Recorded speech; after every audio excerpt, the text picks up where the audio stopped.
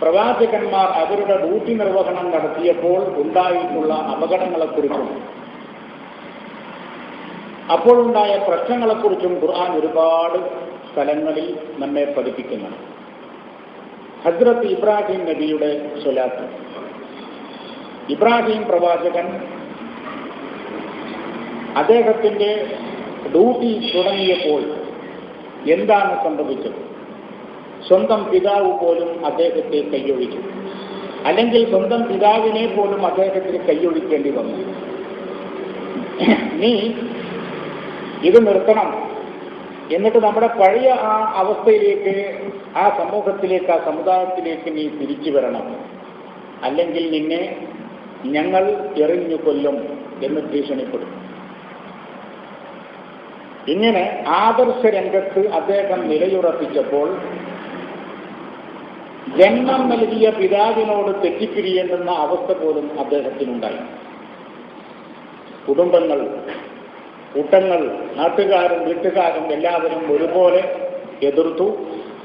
അത്തരം പരീക്ഷണങ്ങളിൽ അദ്ദേഹം 100 മേനി വിജയം നേടി. وَإِذِ ابْتَلَىٰ إِبْرَاهِيمَ رَبُّهُ بِكَلِمَاتٍ فَأَتَمَّهُنَّ. ഇബ്രാഹീമിനെ ചില വിഷയങ്ങളിൽ നാം പരീക്ഷണത്തിന് വിധേയനാക്കി. ഫഅതമ്മഹുന്ന, അതിലൊക്കെയും അദ്ദേഹം വിജയം നേടുകയുണ്ടായി. ആ പരീക്ഷണങ്ങളിൽ അദ്ദേഹം വിജയിച്ചു. ഖാല ഇന്നി ജാഇലുക ലിന്നാസി ഇമാമ. അള്ളാഹുവിന്റെ പ്രഖ്യാപനം, നീ തന്നെയാണ് മനുഷ്യകുലത്തിന് നേതാവായി, ഇമാമായി വരേണ്ടത്. കാരണം ആദർശരംഗത്ത് ഒരു പാറ പോലെ, മല പോലെ ഉറച്ചു നിൽക്കുകയും അതിൻ്റെ മുന്നിൽ ആദർശം പ്രഖ്യാപിക്കുന്നതിനെയും അത് പ്രാവർത്തികമാക്കുന്നതിനെയും മുന്നിൽ തടസ്സമായി വന്നതിനെ മുഴുവനും അദ്ദേഹം തട്ടിമാറ്റുകയും. നമ്മളിൽ ചില ആളുകളുണ്ടല്ലോ, ഞാൻ ഖുറാന്റെ ആൾ തന്നെയാണ്, പക്ഷെ ബാപ്പ ജീവിച്ചിരിപ്പുണ്ട്, ബാപ്പ എന്നങ്ങനെ മരിച്ചോട്ടെ. കാരണം അതിൽ കാരണം എന്താണ്? വാപ്പാനെ പേടിച്ചിട്ടൊന്നല്ല, വാപ്പാൻ്റെ അടുത്ത് കുറച്ച് മുതലുണ്ട്. ഇവനിപ്പോൾ റൂട്ട് കിട്ടിയാൽ വാപ്പാടെ മുതൽ കിട്ടില്ല. ഇത് വെറുതെ ഊഹം പറയുന്നൊന്നുമല്ല. അപ്പൊ വാപ്പാനെ അങ്ങോട്ട് കുളിപ്പിച്ച് കിടത്തിയിട്ട് വേണം എനിക്കൊന്നും ഇതിന് സജീവമാവാം. എന്നാൽ വാപ്പാനെ കുളിപ്പിച്ച് കിടത്തിയ സജീവമാവോ ഇല്ല, അമ്മാനെങ്കിലും കെടുത്താണ്ട്. ഇനി ഇവരെ രണ്ടുപേരെയും കെടുത്തിയിട്ടും കാര്യമില്ല, വേറെയും കുറെ ആളുകളൊക്കെ കെടുത്താണ്ടാവും. പക്ഷെ ഇവരൊക്കെ മരിക്കുന്നത് വരെ ഇയാൾക്ക് കാത്തിരിക്കാൻ സമയമുണ്ടോ? ഇല്ല. അപ്പോൾ മുതൽ നഷ്ടപ്പെട്ടാലും ശരി, അനന്തരാവകാശം കിട്ടിയില്ലെങ്കിലും ശരി, എന്ത് സംഭവിച്ചാലും ശരി, ആദർശ രംഗത്ത് ഉറച്ചു നിൽക്കാൻ അതിനൊരു മനക്കെട്ടിയും മനക്കരുത്തും ധീരതയും അതേപോലെ എന്താ പറയുക മനസാക്ഷിയും ആവശ്യമാണ്. അപ്പോൾ പിതാവ് ആ നാട്ടിലെ പേരും പ്രശസ്തിയുമുള്ള ഒരാളാണ്. മാത്രമല്ല അവിടുത്തെ അന്നത്തെ കുലീന തറവാട്ടുകാരാണ്. ആ നിലക്ക് പറയുമ്പോൾ അങ്ങനെയുള്ള ഒരു പിതാവിനെ പിണക്കി സോപ്പിട്ട് നിൽക്കാൻ അദ്ദേഹം തയ്യാറായില്ല. ഇന്നി അറാക്ക വ ഖൗമക ഫീ ളലാലിൻ മുബീൻ. ഓ പിതാവേ, താങ്കളെയും താങ്കളുടെ കൗമിനെയും വ്യക്തമായ വഴികേടിലാണ് എനിക്ക് കാണുവാൻ സാധിക്കുന്നത്. അതുകൊണ്ട് താങ്കൾ എൻ്റെ പിതാവ് തന്നെ, ഞാൻ അങ്ങയുടെ മകനും തന്നെ. പക്ഷെ ആദർശ രംഗത്ത് നമുക്ക് രാജിയാകാൻ സാധ്യമല്ല. ആദർശരംഗത്ത് നിങ്ങളുടെ ഈ വികലമായ വികൃതമായ ആശയങ്ങളോട് എനിക്ക് പൊരുത്തപ്പെട്ടു പോകാൻ സാധിക്കില്ല. അതുകൊണ്ട് എന്തു തന്നെ നിങ്ങൾ എനിക്കെതിരെ പ്രയോഗിച്ചാലും ശരി, ഞാൻ എൻ്റെ മാർഗം സ്വീകരിക്കുന്നു. ഇന്നി വജ്ജഹ്തു വജ്ഹിയ ലില്ലദീ ഫതറസ് സമാവാതി വൽ അർദ് ഹനീഫൻ വമാ അന മിനൽ മുശ്രികീൻ. ഇന്ന സ്വലാത്തി വനുസുകി വമഹ്യായ വമമാതി ലില്ലാഹി റബ്ബിൽ ആലമീൻ ലാ ശരീക ലഹു വബിദാലിക ഉമിർതു വഅന അവ്വലുൽ മുസ്ലിമീൻ. പിതാവിനോടുള്ള അദ്ദേഹത്തിന്റെ അഭിസംബോധനയാണ് ഇന്നി വജ്ജഹ്തു വജ്ഹിയ. നമുക്ക് പരിചയമുള്ള ഒരു വജ്ജഹത്തു അല്ല. ആ പരിചയമുള്ള വജ്ജഹത്തു എന്ന് പറഞ്ഞിട്ട് അങ്ങനത്തെ ഒരു വജ്ജഹത്ത് ഖുർആനിൽ ഉണ്ടെന്ന ധാരണ പോലും പലർക്കുമില്ല. എന്നാ വജ്ജഹത്ത് ഖുർആനിൽ ഉണ്ടോ എന്ന് ചോദിക്കുന്നവരുണ്ട്. അപ്പോൾ ഇവിടുത്തെ വജ്ജഹത്ത് എന്താണ്? ഇന്നീ വജ്ജഹത്തു വജ്ഹിയ, നമുക്ക് പരിചയമുള്ള വജ്ജഹത്തു, ഞാൻ ഇതാ മക്കത്തെ കിബിലയിലേക്ക് കഅബയിലേക്ക് എൻ്റെ മുഖം ഇതാ തിരിച്ചിരിക്കുന്നു എന്നാണ് നിലവിലുള്ള വജ്ജഹത്തു. അങ്ങനെ ഒരു നുണ പറഞ്ഞപ്പോൾ ഉണ്ടായ അപകടങ്ങൾ നമുക്ക് വിശദീകരിക്കാറുണ്ട്. ഇന്നീ വജ്ജഹത്തു വജ്ഹിയ, എൻ്റെ മുഖമാണോ തിരിച്ചിരിക്കുന്നത്? മുഖമാണോ? മുഖം മാത്രമല്ലല്ലോ, ശരീരം മൊത്തവും തിരിച്ചിട്ടില്ലേ? അതല്ലാതെ മുഖം മാത്രം തിരിച്ചിട്ട് ഉടലിങ്ങോട്ട് വേറൊരു ഭാഗത്തേക്ക് തിരിച്ചിരിക്കുകയാണോ? കുല്ലു ശൈഇൻ ഹാലികുൻ ഇല്ലാ വജ്ഹുഹു, എല്ലാം നശിക്കും അല്ലാഹുവിന്റെ മുഖമൊഴികെ.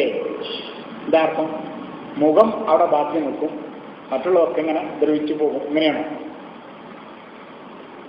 നിങ്ങളുടെ കൂട്ടത്തിൽ ആരെങ്കിലും അല്ലാഹുവിന്റെ വജ്ഹിനെ തേടിയാൽ, അല്ലാഹുവിന്റെ മുഖത്തെ തേടിയാൽ, മുഖം ഇങ്ങനെ ഇരുന്ന് തേടാം, കയ്യും കാലത്ത് ഒഴിവാക്കും. ഇങ്ങനെയാണോ? അപ്പോൾ ശരിയായ റൂട്ടിൽ നിന്ന് ഒരു പദത്തെ മാറ്റിയെടുത്ത് അതിനെ ഒരു നൂതനമായ അർത്ഥം സങ്കല്പിച്ചാൽ, ഖുർആനിന്റെ ഘടനക്കും അതിന്റെ ശൈലിക്കും ഭാഷക്കും നിരക്കാത്ത ഒരു ശൈലി സ്വീകരിച്ചാൽ പിടിച്ചു നിൽക്കാൻ കഴിയുകയില്ല എന്നത് അവിടെ വ്യക്തമാക്കുക. അപ്പോൾ പിതാവേ, ഇന്നീ അറാക വഖൗമക ഫീ ദലാലിൻ മുബീൻ, വ്യക്തമായ വഴികേടിലാണ് അങ്ങയെയും അങ്ങയുടെ കൂടെയുള്ള ഈ സമൂഹത്തെയും എനിക്ക് കാണുവാൻ സാധിക്കുന്നത്. അതുകൊണ്ട് ആശയരംഗത്ത് നിങ്ങളുമായി രഞ്ജിപ്പിലെത്താൻ എനിക്ക് സാധ്യമല്ല. ഇന്നീ വജ്ജഹ്തു വജ്ഹിയ, ഞാൻ എന്നെ ഇതാ തിരിക്കുന്നു, എന്റെ മുഖമല്ല, എന്റെ കയ്യും കാലുമല്ല, എന്റെ മനസ്സിനെ, എന്റെ ശരീരത്തെ, എന്റെ മനസ്സാക്ഷിയെ ലില്ലാഹി റബ്ബിൽ ആലമീൻ, ഉലകം പടച്ച പ്രപഞ്ചത്തിന്റെ അധിപനായ, ഇതിന്റെ ആധിപത്യം ഏറ്റെടുത്തിരിക്കുന്ന റബ്ബുൽ ആലമീന്റെ നേർക്കുനേരെ, അവനിലേക്ക്, അവന്റെ തൃപ്തിക്ക് വേണ്ടി ഞാനിതാ എന്നെ തന്നെ സമർപ്പിച്ചിരിക്കുന്നു.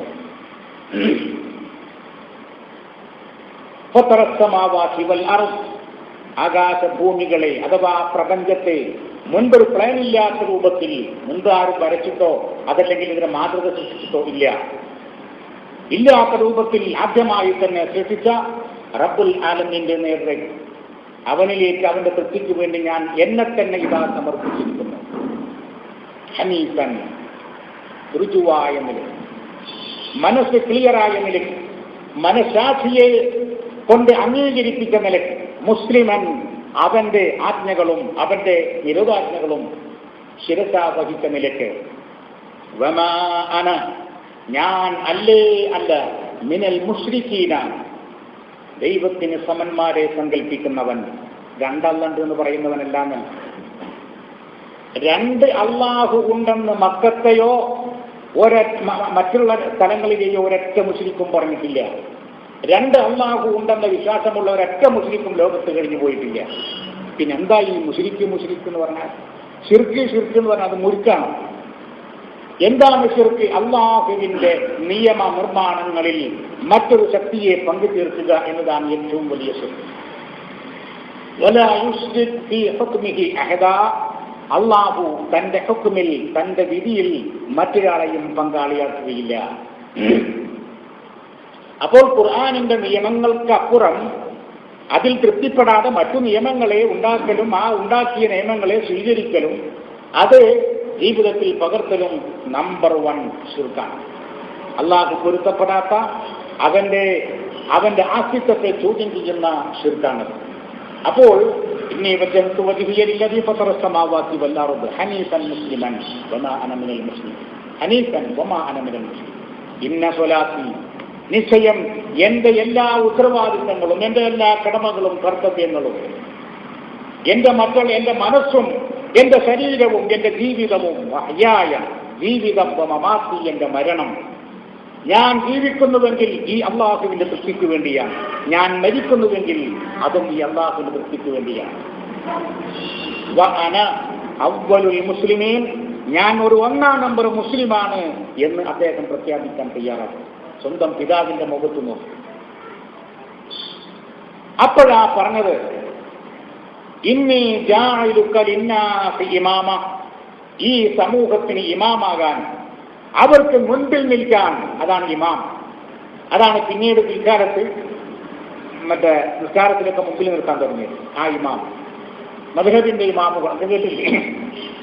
ഇമാം എന്ന് പറഞ്ഞാൽ മുന്നിൽ നിൽക്കാൻ കെൽപ്പുള്ളവൻ, അതിന് അധികാരമുള്ളവൻ, അതിന് ശക്തനായവൻ. അങ്ങനെ ഈ സമൂഹത്തിന് മുന്നിൽ നിർത്താൻ പാകത്തിൽ നിന്നെ ഞാനിതാ പ്രഖ്യാപിക്കും. ഇബ്രാഹിമിനെ അള്ളാഹു മിത്രമായി സ്വീകരിക്കുന്നു. എന്താണ് ഈ മിത്രം? എന്താണ് ഈ ഖുല്ലത്ത് എന്ന് പറഞ്ഞാൽ? മറ്റൊരു പ്രവാചകനെയും പരിചയപ്പെടുത്താത്ത രൂപത്തിൽ ഇബ്രാഹിമിനെ ഖുർആൻ പരിചയപ്പെടുത്തിയത് ഇന്ന ഇബ്രാഹിമ കാന ഉമ്മത്തൻ ഖാനിത്തൻ ലില്ലാഹി. അള്ളാഹുവിന് വേണ്ടി നിലകൊണ്ട ഒരു വ്യക്തിയല്ല, ഒരു സമൂഹമാണ് ഇബ്രാഹിം. ആണോ എന്ന് പറഞ്ഞാൽ ഒരു വ്യക്തിക്ക് സാധിക്കാത്ത, ഒരു സമൂഹത്തിന് മാത്രം സാധിച്ചെടുക്കാൻ കഴിയുന്ന ഒരു പ്രവർത്തനമാണ് അദ്ദേഹം ഒരു വ്യക്തി എന്ന നിലയ്ക്ക് സാധിച്ചെടുത്തത്. അതുകൊണ്ടാണ് വത്തബിഉ മില്ലത്ത ഇബ്രാഹിമ ഹനീഫൻ. കണ്ടോ? വത്തബിഉ മില്ലത്ത ഇബ്രാഹിമ ഹനീഫൻ. ഇബ്രാഹിം മില്ലത്തിനെ നിങ്ങൾ സ്വീകരിക്കുക. വത്തഖിദൂ മിൻ മഖാമി ഇബ്രാഹിമ മുസല്ല. ഇബ്രാഹിമിന്റെ ആ നിലപാട്, നമ്മൾ മഖാമ് ഇബ്രാഹിം എന്ന് കേൾക്കുമ്പോഴേക്ക് മുസ്ലിംകളുടെ മനസ്സിൽ കയറി വരുന്ന ഒരു ചിത്രമുണ്ട്. ഇന്ന് നിലവിലുള്ള കഅബയുടെ 2 മീറ്റർ തെക്ക് ഭാഗത്ത് നിലകൊള്ളുന്ന ഒരു കണ്ണാടി ചില്ല് കൊണ്ട് നിർമ്മിക്കപ്പെട്ടിട്ടുള്ള ഒരു ചെറിയ ഒരു സ്ഥലം. അവിടെ ഒരു 1-1.25 മുഴം നീളത്തിലുള്ള ഒരു കാലടിപ്പാട്. അതാണ് മഖാമ് ഇബ്രാഹിം അഥവാ ഇബ്രാഹിം നിന്ന സ്ഥലം എന്ന് അവിടെ കൊടുത്തിരിക്കുന്നത്. അത് നാം പലകുറി ചർച്ച ചെയ്തിട്ടുള്ളതാണ്. അപ്പോൾ മഖാമ് എന്ന് പറഞ്ഞാൽ നിന്ന സ്ഥലം അല്ലെങ്കിൽ നിൽക്കുന്ന സ്ഥലം എന്നൊന്നും അർത്ഥം വെക്കാൻ ഖുർആൻ കൊണ്ടോ ഭാഷ കൊണ്ടോ അതല്ലെങ്കിൽ അറബി ഭാഷയിലെ എന്തെങ്കിലും ഒരു പോയിന്റ് എടുത്തിട്ടോ സാധ്യമല്ല. അതിനെന്ത് വേണം? മക്കാൻ എന്ന് തന്നെ പറയണം. മീമ്, കാഫ്, അലിഫ്, നൂന്, മക്കാൻ എന്ന് പറയണം. ഇത് സാധനം മാറി മീമ്, കാഫ്, അലിഫ്, മീമ്, മക്കാം. എന്താ അതിന്റെ അർത്ഥം? അതിന്റെ ഒരേ ഒരു അർത്ഥം, രണ്ടാമത്തെ ഒരർത്ഥത്തിന് മക്കാം എന്ന് പറഞ്ഞാൽ നിലപാട്. ഇനി മക്കാനായാൽ എന്താ അപകടം? അപകടങ്ങളേ ഉള്ളൂ. അമ്മാമൻ ഖാഫ മഖാമ റബ്ബിഹി ജന്നത്താൻ. എന്താ അർത്ഥം വെക്കുക? അള്ളാഹു നിന്ന സ്ഥലം ആരെങ്കിലും പേടിച്ചാൽ ഓനക്ക് സ്വർഗം എന്നർത്ഥം. അള്ളാഹു നിന്ന സ്ഥലം എവിടെയാണ്? ആഫ്രിക്കയിലാണ്, അന്റാർട്ടിക്കയിലാണ്, ഇന്തോനേഷ്യയിലാണോ? ആണോ അള്ളാഹു നിന്ന സ്ഥലം? അപ്പോൾ എന്താണ് ഈ മക്കാം? അമ്മാമൻ ഖാഫ മഖാമ റബ്ബിഹി. ഒരു മനുഷ്യൻ തന്റെ സൃഷ്ടാവിന്റെ നിലപാടിനെ സൂക്ഷിക്കുകയാണെങ്കിൽ, നിലപാട്. വഅമ്മാമൻ ഖാഫ മഖാമ റബ്ബിഹി വനഹ അൻ-നഫ്സ അനിൽ ഹവാ ഫഇന്നൽ ജന്നത ഹിയൽ മഅവാ. അല്ലാഹുവിന്റെ നിലപാടിനെ ഒരുത്തൻ സൂക്ഷിക്കുന്നുവെങ്കിൽ അവന് നിർഭയത്വമുണ്ട്, അവന് അല്ലാഹുവിന്റെ സുഖലോക സ്വർഗമുണ്ട് എന്ന് പറയുന്ന ഭാഗം അവിടെയും മഖാം. എന്റെ മഖാം നിങ്ങൾക്ക് ഒരു അപരിചിതമായും അസഖ്യമായും തോന്നുന്നുവോ? ഒരു പ്രവാചകൻ ചോദിക്കാൻ അനുയായികളോട്. എന്റെ മഖാം എന്താണത്? മഖാം ഞാൻ നിൽക്കുന്ന സ്ഥലം ആണോ? എന്റെ മഖാം, എന്റെ നിലപാട്, എന്റെ ഈ ആദർശം നിങ്ങൾക്ക് അരോചകമായും അസഖ്യമായും തോന്നുന്നുവോ? എങ്കിൽ നിങ്ങൾ ഇതിനോട് എതിർക്കേണ്ടതും പഴിക്കേണ്ടതും എന്നോടല്ല, റബ്ബുൽ ആലമീന്റെ സന്ദേശമാണ് നിങ്ങളോട് ഞാൻ ഓതി കേൾപ്പിക്കുന്നത്. ചുരുക്കി പറഞ്ഞാൽ ഇബ്രാഹിം, ഹസ്രത്ത് ഇബ്രാഹിം അദ്ദേഹത്തിന്റെ സ്വലാത്ത് കൃത്യമായി നിർവഹിച്ചു അദ്ദേഹത്തിന്റെ ജനതയിൽ. അത് നിർവഹിച്ചതിന്റെ ഫലമായി ആ നിലക്കുള്ള മാറ്റങ്ങൾ അവിടെ പ്രകടമായി. ശിർക്കൻ കൊട്ടാരങ്ങൾ ഓരോന്നോരോന്നായി തകർന്ന് തരിപ്പണമായി. തൗഹീദിന്റെ ശബ്ദം അവിടങ്ങളിൽ ഉയർന്നു പൊങ്ങി. ഇങ്ങനെ ഖുർആൻ നിങ്ങൾ മറിച്ചു നോക്ക്, ഖുർആൻ നിങ്ങൾ വ്യക്തമായി പരിശോധിക്കും. അപ്പോൾ കാണാം ഓരോ രാജ്യത്തും അവരവരുടെ നാടുകളിൽ പ്രവാചകന്മാർ വന്നപ്പോൾ അവിടെ നിലനിൽക്കുന്ന ചൂഷണം ഏതോ ആ ചൂഷണത്തിനെതിരെ പ്രതികരിച്ച രൂപങ്ങൾ. ഇവിടെ ഞാൻ നിങ്ങളെ കേൾപ്പിച്ചത് ഹസ്രത്ത് ശുഐബ് പ്രവാചകന്റെ നാട്ടിലെ ജനങ്ങളോട് അദ്ദേഹം നടത്തിയ ഉത്ബോധനമാണ്. എന്താണത്? വഇല മദിയന അഖാഹും ശുഐബ, മദിയൻ പ്രദേശത്തേക്ക് അവരുടെ സഹോദരൻ ശുഐബിനെ നാം ദൂതനായി നിയോഗിച്ചു. അല്ലാഹു പറയാം, ഖാൽ, അദ്ദേഹം ഉത്ബോധിപ്പിച്ചു, യാ ഖൗമി, ഓ എന്റെ ജനതയെ, ഉഅ്ബുദുല്ലാഹ മാ ലക്കും മിൻ ഇലാഹിൻ ഗൈറുഹു, നിങ്ങൾ അല്ലാഹുവിനെ മാത്രം കീഴ്വണങ്ങി ജീവിക്കണം. അവന്റെ നിയമങ്ങൾക്ക് മാത്രമേ നിങ്ങൾ അപ്രമാദിത്വം കൽപ്പിക്കുവാൻ പാടുള്ളൂ. മാ ലക്കും മിൻ ഇലാഹിൻ ഗൈറുഹു, അവരല്ലാതെ ഒരു പ്രതീക്ഷാ സങ്കേതം നിങ്ങൾക്കുണ്ടാകാൻ പാടില്ല. ലാ ഇലാഹ, ഒരു പ്രതീക്ഷ,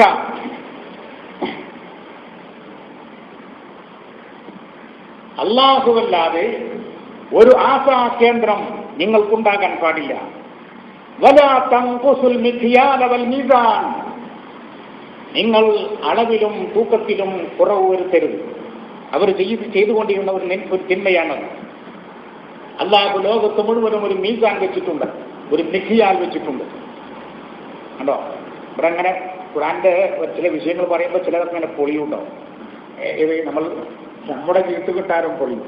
മീക്കായിൽ നമ്മൾ കുറെ കേട്ടതല്ലോ. മീക്കായിൽ ഈ സാധനം ഖുർആനിലുണ്ടോ? മീക്കായിൽ ഖുർആനിലില്ല. മീക്കാൽ ഖുർആനിലുണ്ട്. പെട്ടെന്ന് അങ്കാനം അതുവല്ലില്ല ജിബിലോ മീക്കാൽ മീക്കാൽ അവിടെ എത്തുമ്പോ ഇപ്പൊ മീക്കായിലല്ല, ഹീല് നമ്മുടെ വകയാണ്. വലിയ ഹീല് കൂട്ടണ്ട, താഴെ ചാടിപ്പോവും. ഇത് ചെറുത് മതി, അള്ളാഹു പഠിപ്പിച്ച ഹീല് മതി.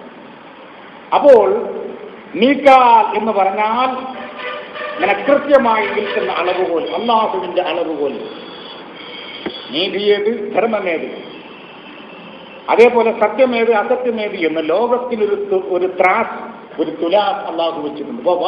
മീസാൻ, സൂറത്തുർ റഹ്മാനിൽ അള്ളാഹു പറഞ്ഞു, മീസാൻ, ഒരു ബാലൻസ് അള്ളാഹു സ്ഥാപിച്ചിരിക്കുന്നു. ആ ബാലൻസിനെ നിങ്ങൾ തകർക്കരുത്. ലാ തുഫ്സിദൂ ഫിൽ അർദ്, നിങ്ങൾ നാട്ടിൽ കുഴപ്പമുണ്ടാക്കരുത്. ബഅദ ഇസ്ലാഹിഹ, അള്ളാഹു നന്നാക്കി വെച്ചിരിക്കുകയാണ്. അപ്പോൾ ഭൂമിയിൽ മനുഷ്യവാസം സൗകര്യപ്പെടുമാ രൂപത്തിൽ എല്ലാം ഇവിടെ സംവിധാനിച്ചുകൊണ്ട് ഭൂമിയെ അവൻ ഇസ്ലാഹ് നടത്തി, അവൻ സുരക്ഷിതമാക്കി. മനുഷ്യക്കരങ്ങൾ അതിൽ ദുഷ്പ്രവർത്തനങ്ങൾ നടത്തിയാൽ അവിടെ പ്രശ്നങ്ങളുണ്ടാകും, കുഴപ്പങ്ങളുണ്ടാകും.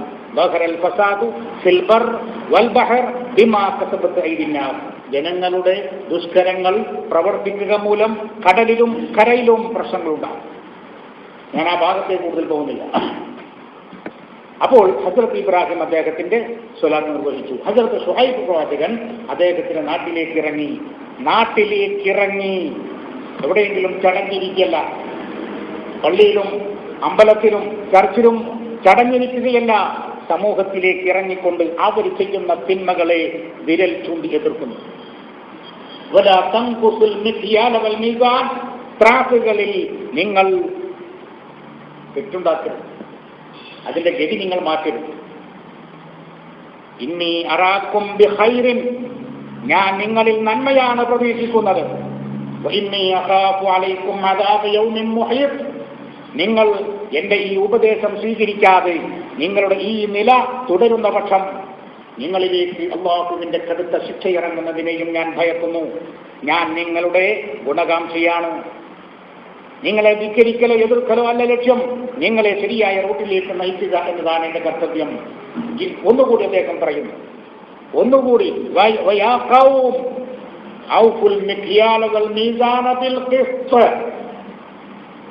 എന്ന് പറയുന്നത് എന്താ? കിസ്ത് എന്നറിയാം. ഖുർആൻ ഉപയോഗിച്ച രണ്ട് വാക്കുകൾ, ഒന്ന് കിസ്ത്, ഒന്ന് അദിൽ. നമ്മുടെ മുന്നിലുള്ള രണ്ട് ആവശ്യക്കാരിരിക്കുന്നു. നമ്മുടെ മുന്നിൽ രണ്ട് ആവശ്യക്കാരുണ്ട്. ആ രണ്ട് ആവശ്യക്കാർക്കും 10 രൂപ വെച്ച് കൊടുത്താൽ അത് അതിലാണ്. 10 രൂപ വെച്ച് കൊടുത്താൽ അത് അതിലാണ്. പക്ഷെ ആ കൂട്ടത്തിൽ ഒരാൾ വളരെ പ്രയാസം അനുഭവിക്കുന്ന ഒരാളാണ്. അയാൾക്ക് 100 രൂപ കൊടുത്തു, മറ്റൊരാൾക്ക് 50 രൂപയും കൊടുത്തു. അത് അതിലല്ല, ഇസ്വാണ്. ഞാൻ പറയുന്നത് മനസ്സിലാവുന്നുണ്ടോ? എന്ന് പറഞ്ഞാൽ അവരുടെ അവസ്ഥ മനസ്സിലാക്കാതെ രണ്ടു കൂട്ടരും വിഷമവും പ്രയാസമുള്ളവരാണ്. ആ രണ്ടു കൂട്ടരിൽ താരതമ്യേന കൂടുതൽ പ്രയാസം അനുഭവിക്കുന്നവർ ആര് എന്ന് നോക്കാതെ രണ്ടു കൂട്ടർക്കും തുല്യമായൊരു സംഖ്യ കൊടുത്താൽ അത് അതിൽ തുല്യനീതി. മറ്റത് ക്രിസ്തു എന്ന് പറയുന്നത് അവശത മനസ്സിലാക്കിക്കൊണ്ട് ആവശ്യക്കാർക്ക് കൂടുതൽ കൊടുക്കുന്നതും അതിനേക്കാൾ ആവശ്യം കുറഞ്ഞവന് ആ നിരക്ക് കൊടുക്കുന്നതും ക്രിസ്തു. അപ്പോൾ അതുകൊണ്ട് മനുഷ്യരുടെ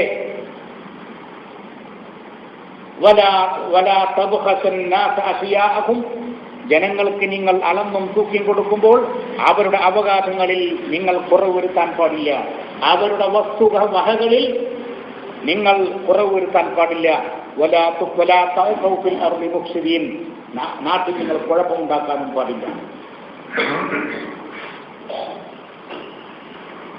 അപ്പോൾ സമൂഹത്തിലേക്ക് ഇറങ്ങിക്കൊണ്ട് അവിടെ നടക്കുന്ന തിന്മകളെ ചോദ്യം ചെയ്യുകയും ആ നിലയ്ക്ക് അവർക്ക് വേണ്ടുന്ന നിർദ്ദേശങ്ങൾ നൽകിക്കൊണ്ട് ശരിയായ റൂട്ടിലേക്ക് അദ്ദേഹം തിരിച്ചുവിടുകയും ചെയ്തു.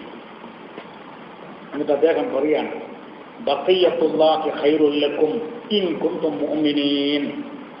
ഇവിടെ നമ്മൾ നല്ലവണ്ണം ശ്രദ്ധിക്കുന്ന ഒരു ഭാഗമാണ്. ചില ആളുകൾ അളവിലും തൂക്കത്തിലും കുറവ് വരുത്തുന്നത് എന്തിനാ? പെട്ടെന്ന് സമ്പാദിക്കാൻ വേണ്ടിയിട്ടാണ്. ഇല്ലേ, വേഗം മുതലാളിയൊന്നും. അപ്പൊ ഇവിടെ പഠിച്ചോൻ പറയുന്നത്, അല്ലെങ്കിൽ പഠിച്ചോന്റെ സന്ദേശമായി അദ്ദേഹം ബഖിയ്യത്തുല്ലാഹി ഖൈറുൽ ലക്കും, ഇങ്ങനെ നിങ്ങൾ ചെയ്തുകൊണ്ട് നിങ്ങൾക്ക് കിട്ടുന്ന ആ ബാലൻസ് ഉണ്ടല്ലോ, ആ ബാക്കിയുണ്ടല്ലോ, അത് മതി. നിങ്ങൾ അളവിലും തൂക്കത്തിലും കുറവ് വരുത്തിക്കഴിഞ്ഞാൽ നിങ്ങൾക്ക് കൂടുതൽ നേടാം. പക്ഷെ ആ നേട്ടം ക്ഷണികമാണ്, ആ നേട്ടം താൽക്കാലികമാണ്. ബഖിയ്യത്തുല്ലാഹി ഖൈറുൽ ലക്കും, നിങ്ങൾ കൃത്യത, അളവിലും തൂക്കത്തിലും കൃത്യത പുലർത്തിക്കൊണ്ട് നിങ്ങൾക്ക് കിട്ടുന്നതുണ്ടല്ലോ, അത് മതി നിങ്ങൾക്ക്. ഇൻ കുൻതും മുഅ്മിനീൻ, നിങ്ങളുടെ ഉള്ളിലേക്ക് ഈ യാഥാർത്ഥ്യം കയറിയിട്ടുണ്ടെങ്കിൽ, നിങ്ങൾക്ക് വിശ്വാസം മനസ്സിൽ തട്ടിയിട്ടുണ്ടെങ്കിൽ. ഇനി അടുത്ത വമാ അന അലൈക്കും ബിഹഫീദ്, ഇനി നിങ്ങൾ ഈ അവസ്ഥക്ക് മാറ്റം വരുത്താത്തിടത്തോളം നിങ്ങളെ സംരക്ഷിക്കാൻ എനിക്ക് സാധ്യമല്ല, നിങ്ങളെ ഹഫീദായി മാറാൻ എനിക്ക് കഴിയുകയില്ല. അപ്പോൾ ഇവർ ചോദിച്ച ചോദ്യം, ആ ചോദ്യത്തിലേക്കാണ് ഞാൻ വരുന്നത്. അവരങ്ങോട്ട് തിരിച്ചു ചോദിച്ചു. എന്താണ്? ഖാലൂ, അവർ ചോദിച്ചു, യാ ശുഐബ്, ഓ ശുഐബേ, അസ്വലാത്തുക, നിന്റെ സ്വലാത്താണോ? അല്ല, ശ്രദ്ധിക്കണേ, അസ്വലാത്തുക, നിന്റെ സ്വലാത്താണോ?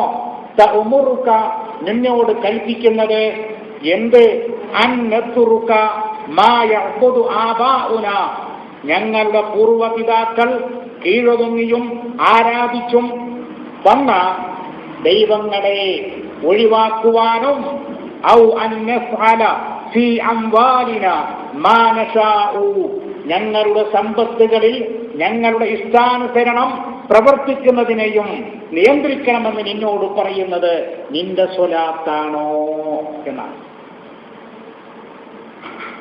അല്ലാതെ മൂപ്പര് ശുഐബ് പ്രവാചകൻ ഏതെങ്കിലും ഒരു മൂലയിൽ ഇരുന്നിട്ട് 2 റക്അത്തോ 200 റക്അത്തോ 40,000 റക്അത്തോ നിസ്കരിച്ചാൽ ഇവർക്ക് എന്ത് കുഴപ്പം? അവർക്ക് കുറഞ്ഞ് സുഖമായി, കാരണം ഇയാളെ കൊണ്ട് ശല്യം ചെയ്യണം, നിസ്കരിക്കില്ല. ഇവർക്ക് ഇവരുടെ സ്വൈര ജീവിതം നടത്തിക്കൂടെ? അളവിലും തൂക്കത്തിലുമൊക്കെ പ്രശ്നങ്ങളുണ്ടാക്കി, കുഴപ്പമുണ്ടാക്കി ഇവർക്ക് അങ്ങനെ സ്വൈര ജീവിതം നയിക്കാം. കാരണം ഉത്തരം നിസ്കരിക്കാം.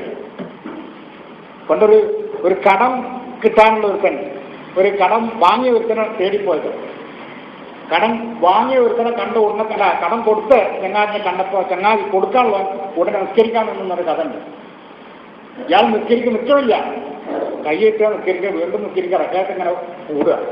അപ്പോൾ ഇന്നത് കണ്ടാൽ മറ്റും പോയിക്കോളുന്നില്ല. മൂപ്പരും വേഗം ഓതിർത്ത് വന്നിട്ടുണ്ടാ ഞാനും നിസ്കരിക്കേണ്ടതാണ് കൂടി ഇവരെ പിന്നാലെ നിസ്കരിക്കുന്ന ഒരു കഥ സാധാരണ പറയാറുണ്ട്. ഇതേപോലെ ശുഐബ് പ്രവാചകനെ നമസ്കരിക്കാൻ വിട്ടിട്ട് മറ്റവർക്ക് സുഖമായി ജീവിച്ചൂടെ? അപ്പോൾ അവർ ചോദിക്കുന്നു, ആ സ്വലാത്തുക, നിന്റെ സ്വലാത്ത്, നീ ഏറ്റെടുത്ത നിന്റെ ദൗത്യം എന്നോട് കൽപ്പിക്കുന്നുവോ എന്തെന്ന്? അന്നതുറുക്കമായ ആബാഉന, ഞങ്ങളുടെ പൂർവീകർ ആരാധിച്ചും കീഴൊതുങ്ങിയും വന്ന ഈ ദൈവങ്ങളെ ഒഴിവാക്കാൻ നിന്റെ സ്വലാത്ത് നിന്നോട് കൽപ്പിക്കുന്നു. ഔ അന്നഫഅല ഫീ അംവാലിനാ മാ നശാഉ, ഞങ്ങളുടെ മുതലുകൾ എങ്ങനെ കൈകാര്യം ചെയ്യണം, ഞങ്ങളുടെ ഇഷ്ടത്തിനനുസരിച്ച് ചെലവഴിക്കുന്നതിനെ നിയന്ത്രിക്കാൻ നിന്റെ സ്വലാത്ത് നിന്നോട് കൽപ്പിക്കുന്നു. അതെ, കൽപ്പിക്കുന്നു. ഞാൻ ഏറ്റെടുത്ത ഈ സ്വലാത്ത്, ഈ ദൈവീകമായ ഈ വ്യവസ്ഥയുടെ സംസ്ഥാപനം എന്നോട് കൽപ്പിക്കുന്നു, നാട്ടിൽ കുഴപ്പമുണ്ടാക്കുന്നവരെ നിയന്ത്രിക്കണം എന്ന്. അളവിലും തൂക്കത്തിലും കൃത്രിമം കാണിക്കുന്നവരെ ഉപദേശിക്കണമെന്ന് എന്റെ സ്വലാത്ത് എന്നോട് കൽപ്പിക്കുന്നു. ഇന്നക ലഅൻതൽ ഹലീമുർ റഷീദ്, നീ നല്ലൊരു തന്റേടിയാണല്ലോ. അവർക്ക് ബോധ്യമുണ്ടത്. നീ നല്ലൊരു തന്റേടിയാണല്ലോ, നീ കാര്യങ്ങൾ വകതിരിവോടുകൂടി മനസ്സിലാക്കാൻ കഴിയുന്നൊരു വ്യക്തിയാണല്ലോ.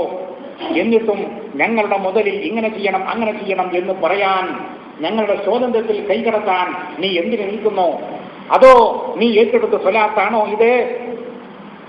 യാ ഖൗം, ഓ കൗമുകളെ, ഏ ജനങ്ങളെ, അറഅയ്തും ഇൻ കുൻതു അലാ ബയ്യിനത്തിൻ മിർ റബ്ബി, ഞാൻ, നിങ്ങൾ മനസ്സിലാക്കിയിട്ടുണ്ടോ, ഞാൻ എന്റെ സൃഷ്ടാവിന്റെ വ്യക്തമായ ദൃഷ്ടാന്തത്തിലും അവനിൽ നിന്ന് വന്ന അവൻ ഇറക്കിയ നിയമത്തിന്റെയും അടിസ്ഥാനത്തിലാണ് ഈ കാര്യങ്ങളൊക്കെ പറയുന്നത്.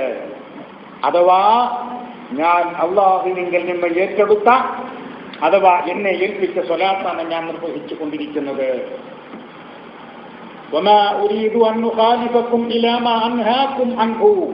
വെറുതെ ഞാൻ നിങ്ങളോട് അങ്ങോട്ട് എതിരിടാൻ വന്നതല്ല, നിങ്ങളോട് എന്താ പറയാ അഭിപ്രായ വ്യത്യാസത്തിൽ വെറുതെ അങ്ങോട്ട് അഭിപ്രായ വ്യത്യാസം ഉണ്ടാക്കാൻ വേണ്ടി വന്നതല്ല. കാര്യമുണ്ട് ഇവിടെ. ഇന്നുരീദു ഇല്ലൽ ഇസ്ലാഹ, നന്മ മാത്രമാണ് ഞാൻ ഉദ്ദേശിക്കുന്നത്, നിങ്ങളുടെ ശരിയായ മാർഗമാണ് ഞാൻ ആഗ്രഹിക്കുന്നത്. വമാ തൗഫീഖി ഇല്ലാ ബില്ലാഹി അലൈഹി തവക്കൽതു വ ഇലൈഹി ഉനീബ്. നോക്കൂ നിങ്ങൾ.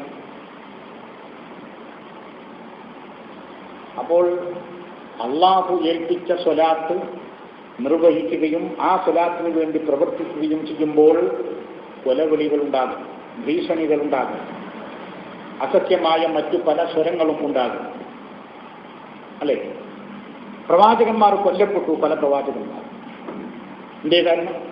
നാട്ടിലെ തിന്മകൾക്കെതിരെ പ്രതികരിക്കുമ്പോൾ അപ്പോഴാ പ്രശ്നം ഉണ്ടാവുക.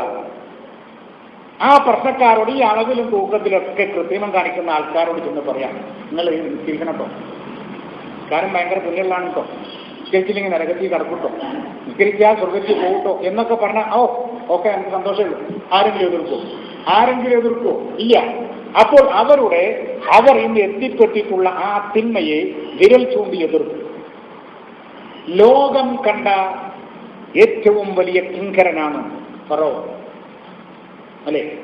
ഞാനാണ് നിങ്ങളുടെ പടച്ചവൻ എന്ന് വരെ പ്രഖ്യാപിക്കാൻ തയ്യാറായ ഒരേ ഒരാൾ അയാളാണ്. അഹങ്കാരത്തിന്റെ ആൾരൂപം, അല്ലെ? അഹങ്കാരത്തിന്റെ സ്വരൂപം. അയാൾ എന്താ ചെയ്തത്? ഇസ്രായേൽ സന്തതികളെ ക്രൂരമായി മർദ്ദിക്കാൻ തുടങ്ങി, പീഡിപ്പിക്കാൻ തുടങ്ങി, സ്വാതന്ത്ര്യം നിഷേധിച്ചു, അടിമകളാക്കി. അവരുടെ ഉയർത്തെഴുന്നേൽപ്പിനു കൂടി നിയുക്തനായ ഹസ്രത്ത് മൂസ ഫിർഔനിന്റെ മുന്നിൽ ചെന്നുകൊണ്ട് വിരൽ ചൂണ്ടി സംസാരിച്ചു. അദ്ദേഹത്തിന്റെ സ്വലാത്ത് നിർവഹിക്കാൻ അദ്ദേഹം ഏതെങ്കിലും പള്ളിയിൽ ചെന്നിട്ട് വരും മക്കളെ, ഞാൻ മുമ്പിൽ നിൽക്കങ്ങൾ പിന്നിൽ നിന്നോളി നമുക്ക് അവിടുത്തെ നമുക്ക് പരിചയമുള്ള സംസ്കാരം സ്വലാത്തല്ല അവിടെ സങ്കല്പിക്കുന്നത്. ഞാൻ പറഞ്ഞു തന്നെന്തറിയോ, ഖുർആനികമായ സ്വലാത്തും നിലവിലുള്ള നമസ്കാരവും തമ്മിലുള്ള അന്തരമാണ് ഞാൻ പറയുന്നത്. അദ്ദേഹം പറഞ്ഞു, നിനക്ക് ഇവരെ വെച്ചുകൊണ്ടിരിക്കാൻ യാതൊരു അർഹതയുമില്ല. അല്ലാഹുവിന്റെ ഭൂമിയിൽ നീ കുഴപ്പമുണ്ടാക്കാൻ പാടില്ല. അതുകൊണ്ട് അർസിൽ മഅൽ ബനി ഇസ്രായേൽ, ഈ ഇസ്രായേൽ മക്കളെ നീ എന്റെ കൂടെ പറഞ്ഞേക്കണം. ആരോടായി പറയുന്നത് അറിയോ നിങ്ങൾക്ക്? ഇവിടുത്തെ കോഴിക്കോട് ജില്ലാ മേയറോടല്ല, മുഖ്യമന്ത്രിയോടല്ല,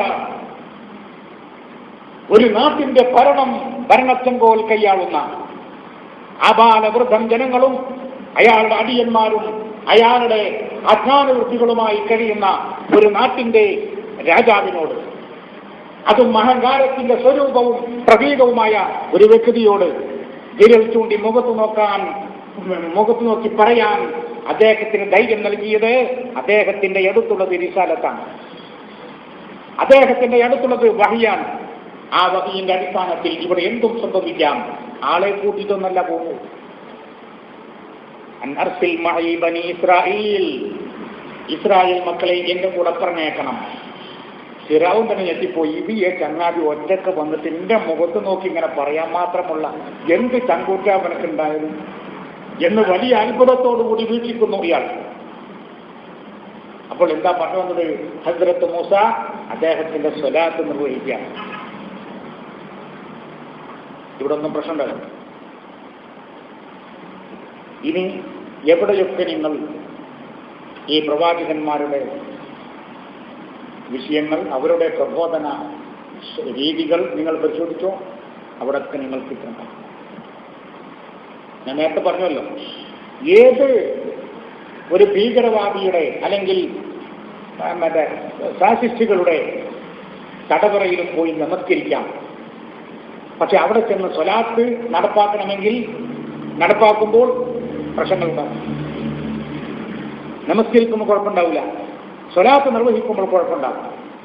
അതുകൊണ്ടാണ് പ്രവാചകന്മാരിൽ പലരും ഫരീഖൻ കദ്ദബതും വഫരീഖൻ തഖ്തുലൂൻ, സൂറത്തുൽ ബഖറ. നിങ്ങൾ സത്യവാദികളാണെങ്കിൽ എന്തിനാണ് നിങ്ങൾ ഒരു വിഭാഗം ആളുകളെ കൊന്നുകളയുകയും ഒരു വിഭാഗം ആളുകളെ നിങ്ങൾ വ്യാജമായി കളവാക്കി മാറ്റുകയും ചെയ്യുന്നത് എന്തിനാണ്? അപ്പോൾ നിഷ്ഠൂരമായ കൊലകൾക്ക്, നിർഭയമുള്ള അക്രമങ്ങൾക്ക്, ഭീഷണികൾക്ക് പ്രവാചകന്മാർ വഴിയാധാരമാണ്. എന്താ കാര്യം? ഖുർആനികമായ നിയമം അഥവാ അഖീമുസ്സലാത്ത എന്ന് പറഞ്ഞാൽ ദൈവീകമായ വ്യവസ്ഥയുമായി നിങ്ങൾ നിലകൊള്ളുക. ആമ അഖാമ അഖീമു, നിരന്തരം ദൈവിക വ്യവസ്ഥയുടെ വ്യാപനത്തിനും അതിന്റെ സംസ്ഥാപനത്തിനും വേണ്ടി നിങ്ങൾ നിലകൊള്ളുക. അപ്പൊ അത് അവരുടെ കഴിവിന്റെ ഈ അടിസ്ഥാനത്തിലും അവരുടെ സൗകര്യത്തിന്റെ അടിസ്ഥാനത്തിലുമൊക്കെ. ഇത് പ്രവാചകന്മാരുടേത് മാത്രമല്ല, അവരുടെ അനുയായികളായ ലോകത്തുടനീളമുള്ള സകല വിശ്വാസികളും ചെയ്യേണ്ടത് അതാണ്. അവിടെയാണ് നമ്മുടെ വിജയം നാം കാണേണ്ടത്. ലോകത്തുള്ള ആളുകൾ മുഴുവനും നേരത്തെ നമുക്ക് പരിചയമുള്ള നിസ്കാരവുമായി നടന്നാൽ ഉണ്ടാകുന്ന അപകടം നമുക്ക് കൂടുതൽ പറയേണ്ടതില്ല.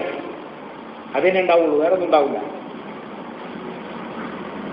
സാംസ്കാരികമായും അതേപോലെ വിദ്യാഭ്യാസപരമായും ഒക്കെ ഉയർത്തെഴുന്നേൽപ്പ് വേണമെങ്കിൽ പ്രവാചകന്മാർ ഈ രംഗത്ത് കൊണ്ടുവന്ന സ്വലാത്തുമായി മാത്രം നീങ്ങണം. അതാണ്. അപ്പൊ എന്താ പറയുന്നത്? വീണ്ടും അദ്ദേഹത്തിന്റെ ആ ചരിത്രം തന്നെ.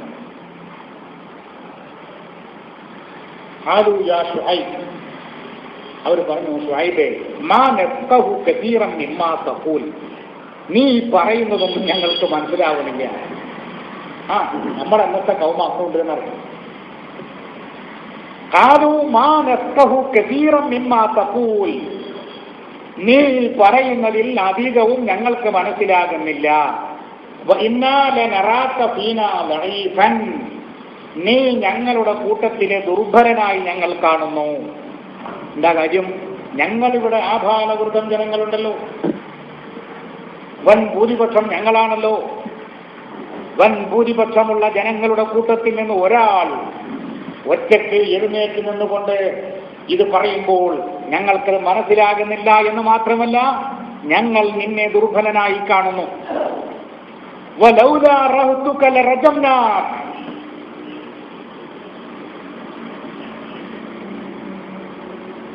ഇവിടെ നിന്നെ അനുകൂലിക്കുന്ന ചെറിയൊരു വിഭാഗം ഇവിടെ ഇല്ലായിരുന്നുവെങ്കിൽ ലറജംനാക, ഞങ്ങൾ നിന്നെ എറിഞ്ഞു കൊല്ലുമായിരുന്നു. വമാ അൻത അലൈനാ ബിഅസീസ്, അങ്ങനെ ആ കൃത്യം ഞങ്ങൾ ചെയ്യുമ്പോൾ ഞങ്ങൾക്ക് നീ ഏറുകയില്ല. എന്താ ഇവിടുത്തെ എന്താ പറയാ, ഈ മതഭ്രാന്തന്മാർ പറയുന്നത് പോലെ തന്നെ നീ ഞങ്ങൾക്ക് മൂക്കിൽ വലിക്കാനുള്ളൂ എന്നുകൂടി മലയാളി തിരിച്ചു പറഞ്ഞാൽ, വമാ അൻത അലൈനാ ബിഅസീസ്, ഞങ്ങൾക്ക് നീ ഏറുകയില്ല.